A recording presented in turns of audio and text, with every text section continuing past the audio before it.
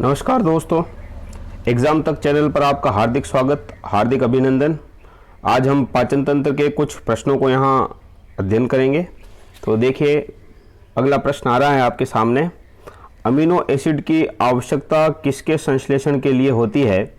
तो अपन ने पहले भी देखा था कि अमीनो अम्ल जो है वो कई अमीनो अम्ल आपस में मिलकर प्रोटीन बनाते हैं। तो यहाँ पर देखिए बी ऑप्शन जो सही होगा, प्रोटीन। अगला प्रश्न आ रहा है, निम्नलिखित में से कौन सा अमीनो अम्ल मानव पोषण के लिए अर्ध अनिवार्य माना जाता है? तो याद रखिए इसमें आएगा आपके हिस्टिडीन, बी उत्तर सही है। अगला प्रश्न आ रहा है, मानव जठर में प्रोटीन पाचन के लिए उत्तरदायी अनुकूलतम परिवेश है। मानव जठर का मतलब हो गया आमाशय, और आमाशय में प्रोटीन का पाचन जो है, प्रोटीन का या किसी भी चीज़ का जो पाचन है वो किस माध्यम में होता है? तो अम्लीय माध्यम में। और आमाशय के बाद हमेशा ध्यान में रखिए पाचन जो है वो क्षारीय माध्यम में होता है। तो यहाँ उत्तर होगा अम्लीय माध्यम, बिल्कुल सही उत्तर। अगला प्रश्न है, कौन सा प्रकीर्णक या एंजाइम प्रोटीन को पेप्टोन में बदलता है? तो प्रोटीन को पेप्टोन में बदलने का कार्य जो है वो पेप्सिन के द्वारा किया जाता है। तो ए उत्तर इसका सही होगा। अगला प्रश्न आ रहा है, मानव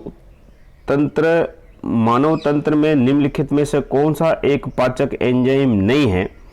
तो यहाँ पर देखिए पेप्सिन जो है वो एंजाइम है, ट्रिप्सिन है ये भी एंजाइम है, गैस्ट्रिन जो ये नहीं है, और टाइलिन ये भी एक पाचक एंजाइम है। तो इसका सही उत्तर होगा गैस्ट्रिन, सी। फिर अगला प्रश्न आ रहा है, दूध को दही में स्कंदित करने वाला एंजाइम है, यानी कि दूध को दही में बदलने वाला जो एंजाइम है, तो दूध को दही में बदलने वाला एंजाइम है रेनिन। रेनिन जो है मैंने आपको बताया था कि नवजात जो शिशु होते हैं उनके जठर ग्रंथियों के द्वारा जो है रेनिन एंजाइम निकाला जाता है, जो प्रोटीन को पचाने का कार्य करता है, कैसिन को पचाने का कार्य करता है। दुग्ध प्रोटीन को पचाने वाला एंजाइम है, तो दुग्ध प्रोटीन का मतलब दूध में पाए जाने वाली प्रोटीन, और दूध में पाए जाने वाली प्रोटीन कौन सी? Casein protein. और कैसिन प्रोटीन को पचाने वाला जो एंजाइम है वो रेनिन है। तो रेनिन जो है वो दूध प्रोटीन को पचाता है। फिर अगला आता है, दूध में कौन सा प्रोटीन शर्करा युग्म होता है? तो यहाँ पर देखिए दूध में कौन सा प्रोटीन जो है वो तो हो गया हमारे पास कैसिन, और शर्करा युग्म लैक्टोज, यानी कि दूध के अंदर लैक्टोज शर्करा पाई जाती है, जिसके कारण दूध जो है थोड़ा सा मीठा होता है। तो इसका सही उत्तर होगा बी, कैसिन और लैक्टोज। अगला प्रश्न आ रहा है, दूध में पाए जाने वाला मुख्य प्रोटीन कौन सा है? दूध में पाए जाने वाला मुख्य प्रोटीन कैसिन प्रोटीन है, जो दूध में पाए जाने वाला मुख्य प्रोटीन माना जाता है। फिर इसके बाद अगला प्रश्न देखिए, एंजाइम के प्रोटीन भाग को क्या कहते हैं? तो इसका सही उत्तर होगा एपो एंजाइम।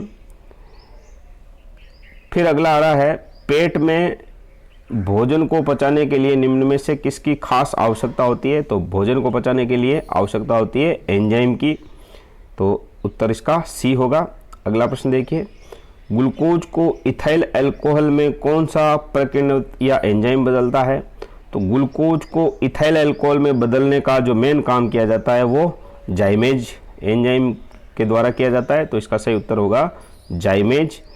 फिर इसके बाद अगला प्रश्न आ रहा है, किस एंजाइम की उपस्थिति के कारण HIV अपना आकार अक्सर बदल देते हैं? तो याद रखिए कि HIV का मतलब हो गया ह्यूमन इम्यूनो डेफिशिएंसी वायरस, और ये अपना आकार बदलने की जो क्षमता रखते हैं वो रिवर्स ट्रांसक्रिप्टेज एंजाइम के द्वारा जो है ये अपना आकार बदल देते हैं, रूप बदल देते हैं। तो इनके बहुत सारे रूप जो है वो बन जाते हैं। तो सही उत्तर होगा इसका ए, रिवर्स ट्रांसक्रिप्टेज एंजाइम। मछली एक प्रथम श्रेणी का प्रोटीन है क्योंकि उसमें होते हैं, तो उसमें जो है आवश्यक अमीनो अम्ल जो है वो सभी आवश्यक अमीनो अम्ल जो है वो पाए जाते हैं। तो ये इसका उत्तर ए सही होगा।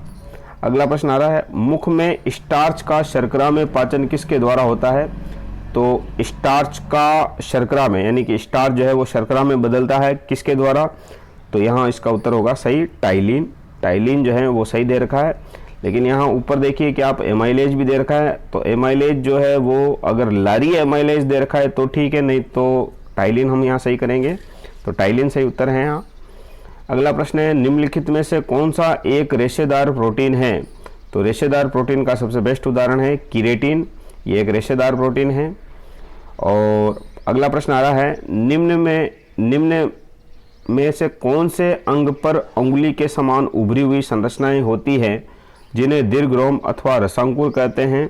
तो देखिए रसांकुर जो हैं वो सबसे ज़्यादा पाए जाते हैं हमारी छोटी आंत में, यहीं पर भोजन का पाचन और भोजन का अवशोषण होता है, तो रसांकुर इसके लिए बहुत मददगार सिद्ध होते हैं, तो सही उत्तर होगा छोटी आंत। फिर अगला प्रश्न आ रहा है, मानव शरीर में पाचन का अधिकांश भाग किस अंग में संपन्न होता है?